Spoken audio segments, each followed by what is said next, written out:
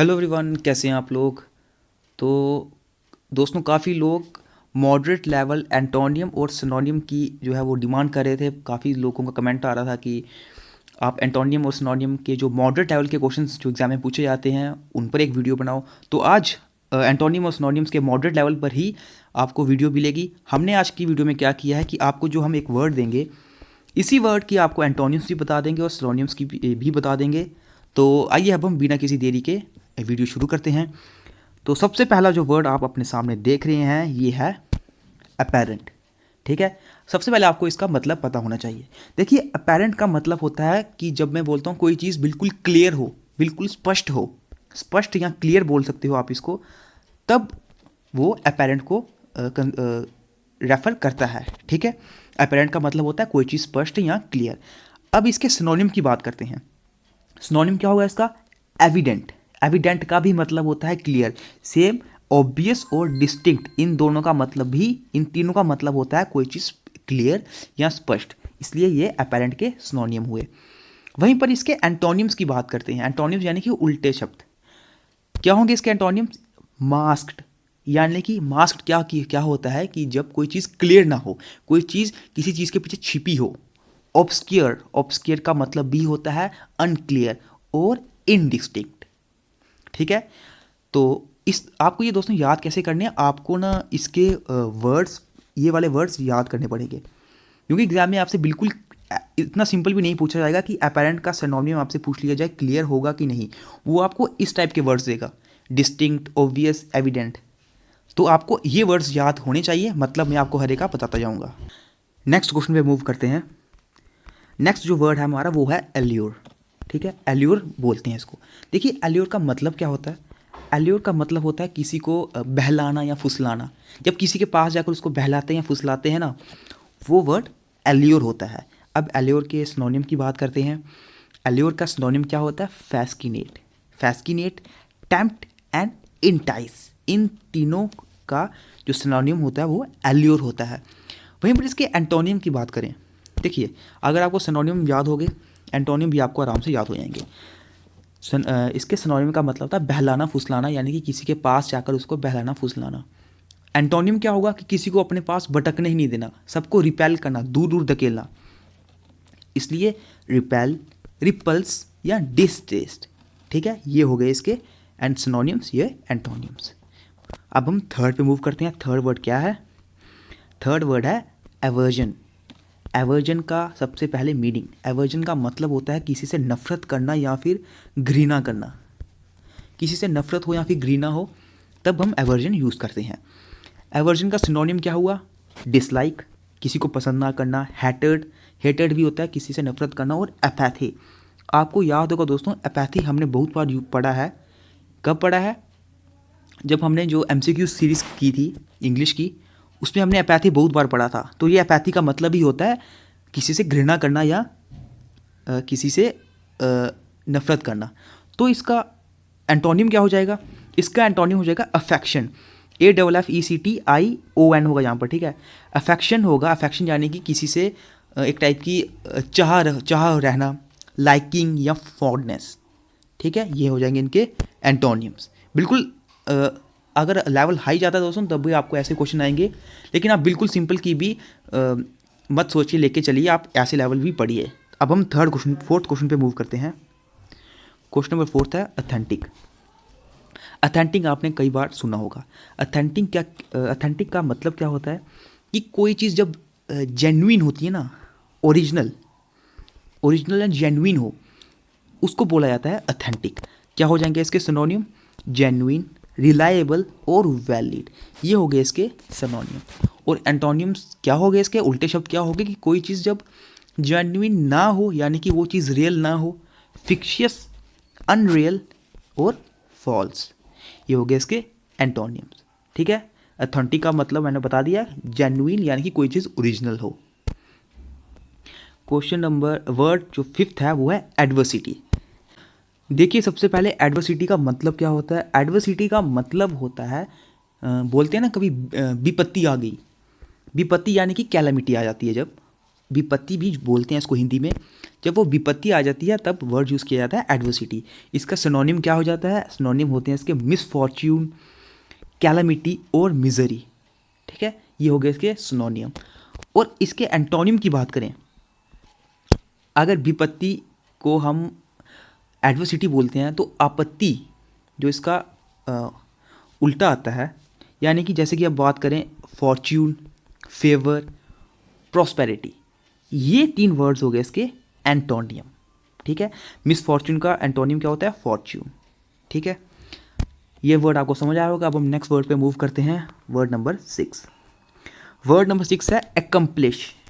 देखिए एकम्प्लिश बिल्कुल simple word होता है, आपने कई बार यूज़ किया होता है। एकम्प्लिश होता है जब कोई चीज़ कोई हासिल कर देता है, हासिल करने को बोलते हैं एकम्प्लिश। सिनोनिम क्या हो जाएंगे? अटेन, हासिल करना, सक्सीड, हासिल करना, एक्सप्लॉइट भी एक टाइप का हासिल करना, पाना ही होता है। ठीक है, एंटोनियम्स क्या हो जाएंगे इसके? एंटोनियम्स यानी कि उल्टे शब्द डिसअपॉइंट, जब कोई चीज़ हासिल नहीं होती है तो क्या होती है? डिसअपॉइंट। ठीक है, कोलैप्स और forsake, these 3 are the antonyms of accomplish. ठीक है, नेक्स्ट वर्ड पे हम मूव करते हैं, वर्ड नंबर 7। वर्ड नंबर 7 है ब्रिटल।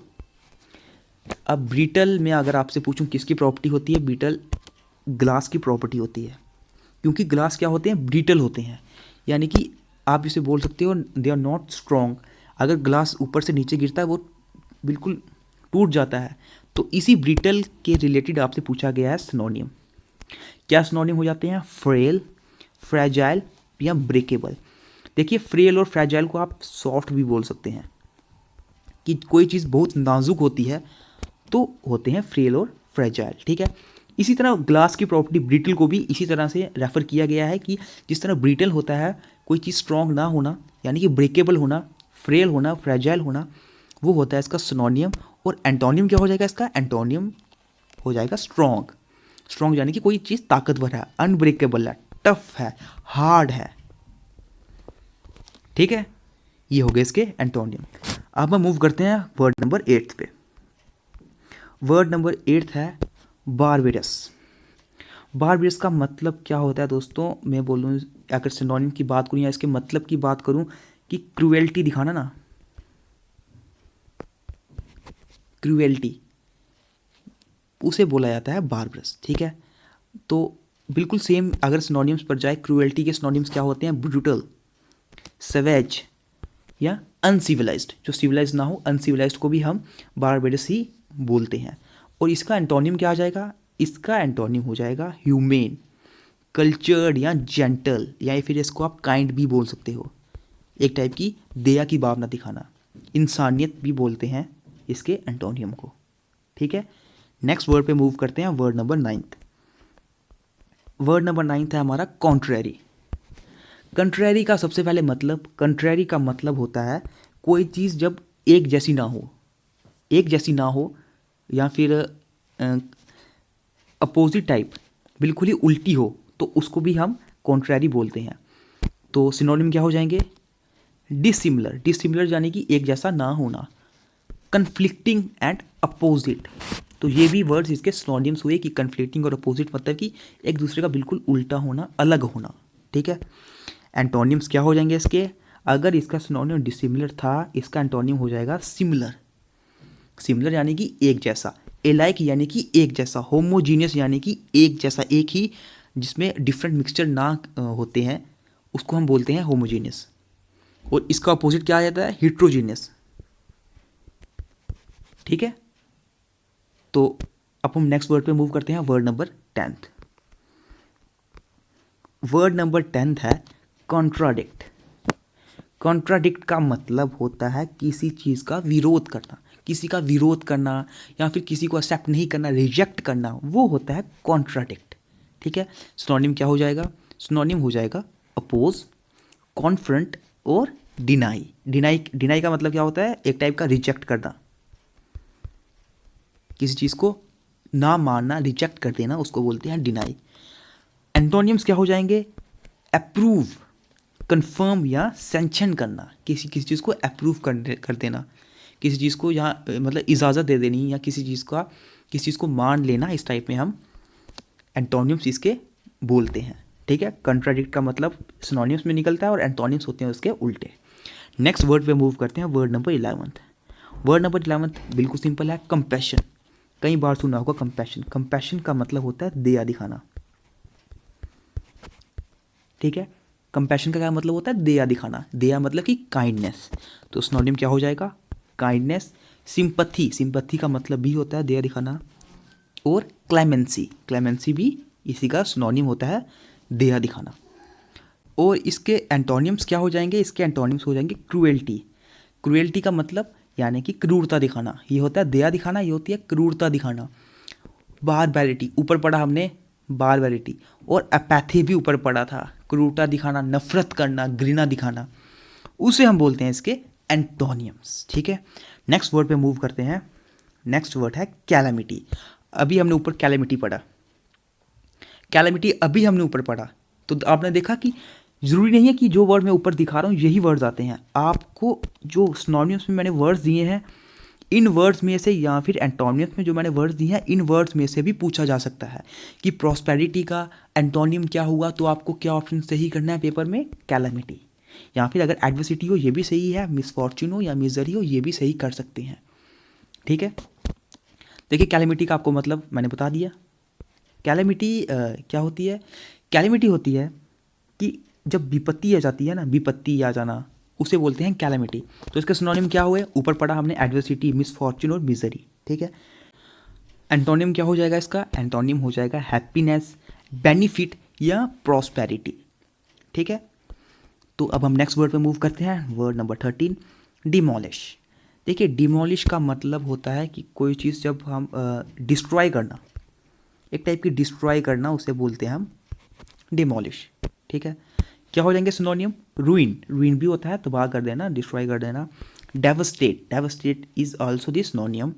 एंड डिसमेंटल, डिसमेंटल आपने सुना होगा, मशीन्स के लिए यूज़ किया जाता है डिसमेंटल। डिसमेंटल होता है कि जब उसके पुर्जे पूरे अलग कर दिए जाते हैं ना, पूरे अलग अलग कर दिए जाते हैं, पूरा मशीन को खोल दिया जाता है, उसको हम बोलते हैं डिसमेंटल। और एंटोनियम्स क्या हो जाएंगे इसके? एंटोनियम्स इसके हो जाएंगे रिपेयर। रिपेयर मतलब कि अगर कोई चीज़ खराब है तो उसको फिर से बनाना, कंस्ट्रक्ट और क्रिएट, बनाना, ठीक है।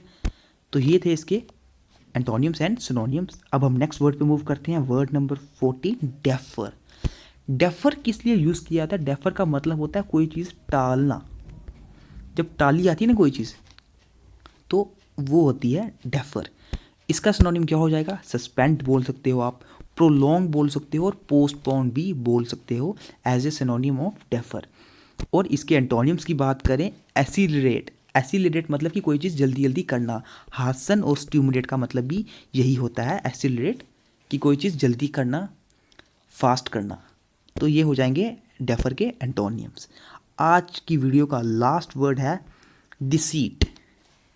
सबसे पहले डिसीट का मतलब, डिसीट होता है किसी के साथ छल करना, छल किया जाता है ना, छल कर किया जाता है जब, उसे बोलते हैं डिसीट। सबसे पहले डिसीट का आपको सिनोनिम्स क्या होते हैं? सिनोनिम्स होते हैं आर्टिफाइस, डुप्लीसिटी या डिसेप्शन। डुप्लीसिटी, डिसेप्शन, आर्टिफाइस का मतलब भी होता है एक टाइप का छल टाइप यूज़ किया जाता है ना, कि अगर कोई चीज़ ओरिजिनल है, हम कोई इसका कोई डुप्लीकेट बना दे और वो बोल दे कि ये ओरिजिनल ही है और ओरिजिनल बोल के उसको बेच दे, तो ये चीज़ बोलती है आर्टिफाइस, डुप्लीसिटी और डिसेप्शन। मतलब कि कोई फाल्स चीज़ को आप ओरिजिनल बोल के किसी के साथ छल कर दो, तो यूज़ किया जाता है डिसीट। तो इसका एंटोनिम क्या हो जाएगा? एक होता है छल, दूसरा ईमानदारी, honesty, honesty is the antonym, truth is the antonym, sincerity is the antonym, ठीक है। ये थे दोस्तों आज के 15 वर्ड्स ऑफ एंटोनियम्स एंड सिनोनियम्स, जिसमें हमने एंटोनियम एंड सिनोनियम्स एक ही वर्ड के डिस्कस करे। तो आज 15 वर्ड्स हो गए। अगर आपको और वीडियोस चाहिए इस पर, आप ज़रूर कमेंट बॉक्स में बताइएगा, हम और वीडियोस ले आएंगे। तो इस पर अगर आपको कंप्लीट चाहिए तो हम इसको 3 वीडियोस में कंप्लीट कर देंगे। इसको लगभग 3 से 4 वीडियोस में हम इस पूरे एंटोनियम सिनोनियम को कंप्लीट कर देंगे। बस आपको रेगुलर पढ़ना है, क्विज़ देते रहिए, और जो भी क्विज़ हम अपलोड करते जा रहे हैं वो भी अटैम्प्ट कीजिए, और कुछ भी मिस्टेक हो वीडियो में आप ज़रूर कमेंट बॉक्स में बताइएगा दोस्तों, ठीक है। तो मिलते हैं फिर आपसे अब नेक्स्ट वीडियो में नए क्विज़ के साथ।